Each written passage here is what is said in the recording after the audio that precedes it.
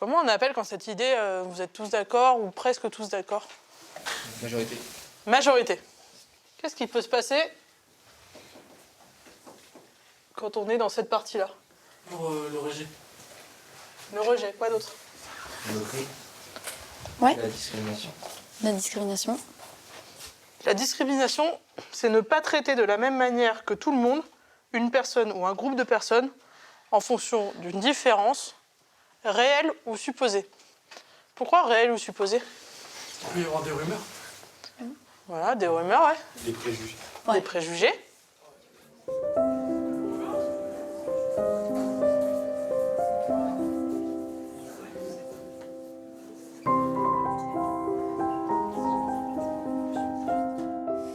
On va commencer par un petit jeu très simple. On va vous montrer des photos. Et ce qu'on va vous demander, c'est instinctivement de dire si vous trouvez ça normal ou pas normal. Si vous trouvez ça normal, vous levez la main. Pas normal, vous gardez la main baissée.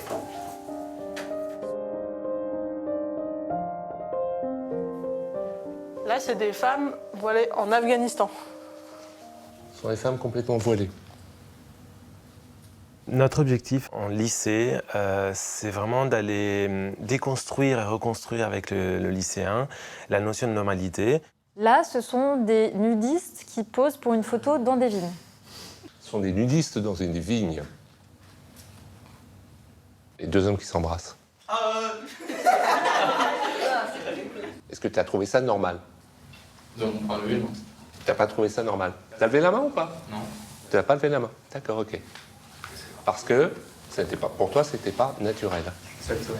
Il y a très peu de lycéens qui sont au courant du fait qu'il y a plusieurs identités sexuelles, même qui sont au courant du fait qu'on peut avoir une identité sexuelle différente de notre sexe biologique. Enfin, il y a vraiment un manque d'informations, un manque de connaissances. Il y a 3 séances annuelles qui sont prévues pour parler d'éducation à la sexualité au collège et au lycée.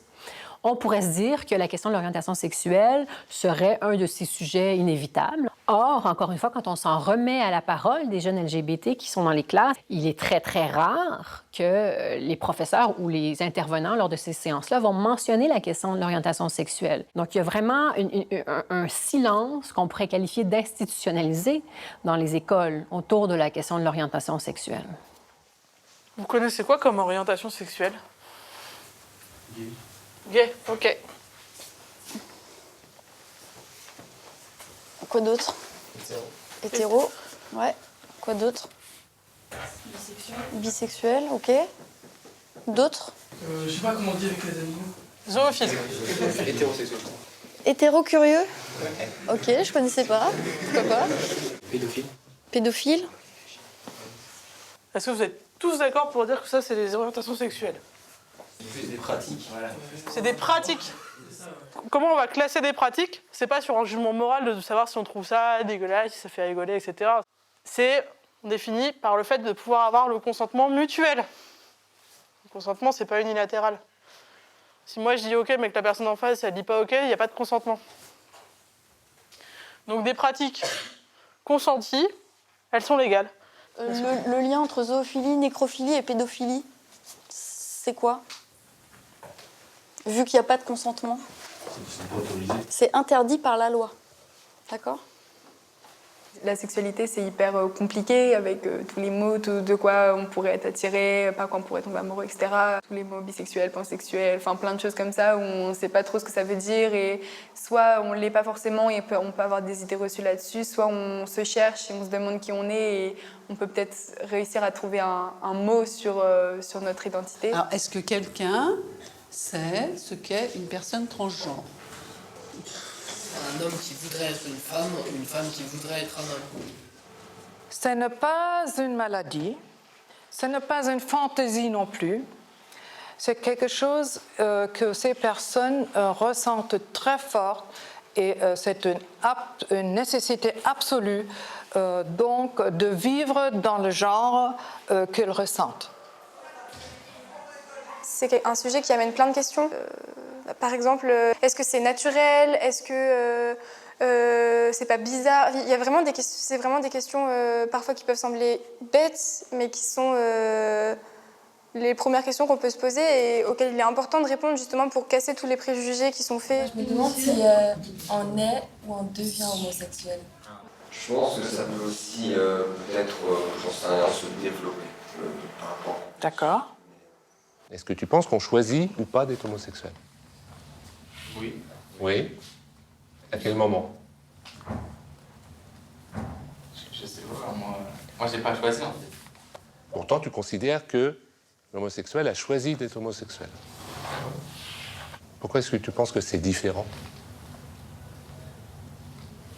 On est là pour essayer de discuter, d'échanger avec eux.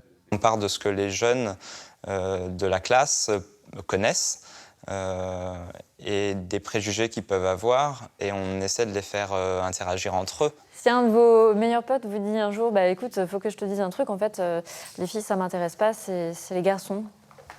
Je sais pas comment j'aurais réagi, mais je crois que j'aurais pris mes distances. Peut-être lui plaire, je sais pas. D'accord. Et ça te fait peur, éventuellement, de plaire à une femme? D'accord.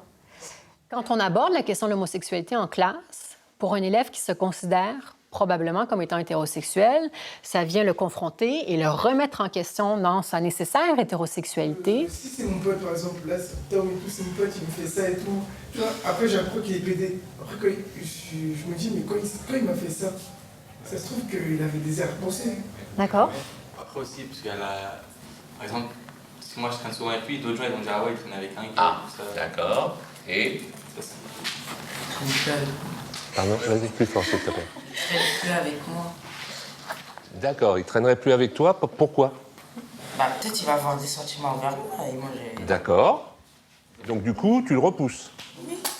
Est-ce qu'il y a possibilité que moi, je devienne, malgré moi, peut-être impliquée dans une dynamique homosexuelle avec les conséquences que ça peut avoir sur ma réputation, sur ma vie sociale, etc.?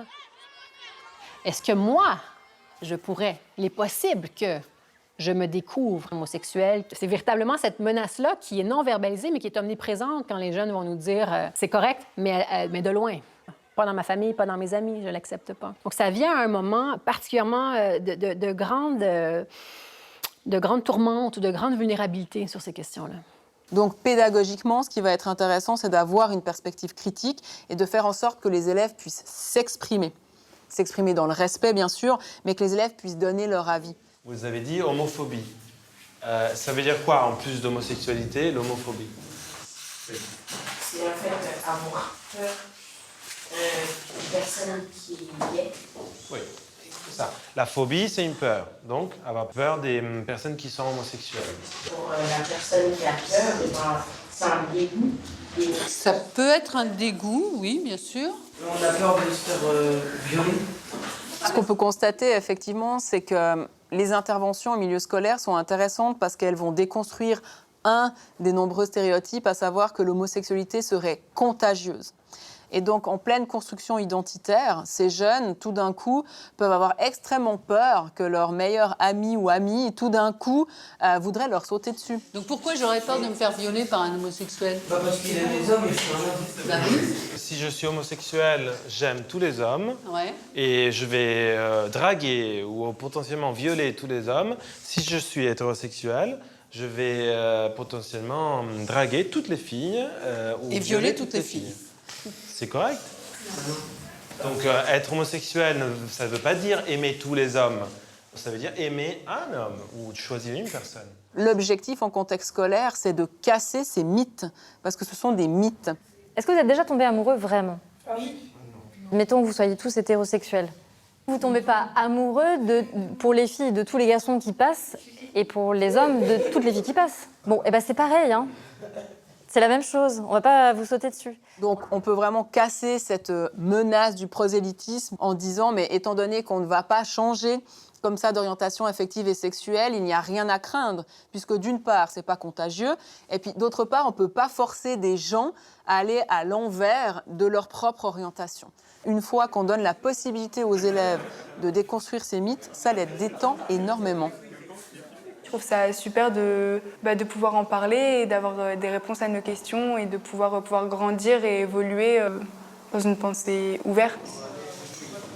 C'est primordial de savoir qui on est, ce qu'on aime, etc.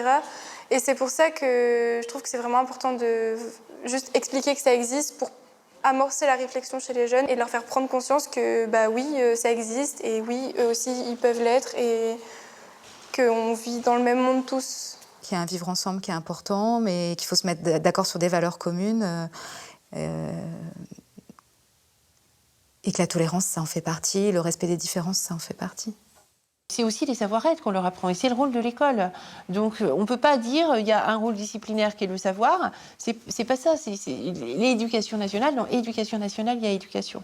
Donc on a forcément ce rôle de savoir-être. Je suis un peu idéaliste, moi, et je me dis toujours que quand je vais 2 heures dans une classe, je ne vais pas d'un coup de baguette magique tout faire changer, mais je pense qu'on sème des petits cailloux, on sème des petites graines, et que surtout, on est là pour...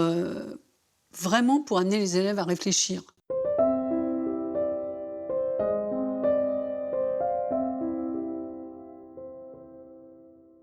Aujourd'hui, pour déconstruire le c'est pas normal, moi la première arme quelque part que j'ai, c'est d'apporter mon témoignage, leur parler de moi, leur parler de ma vie.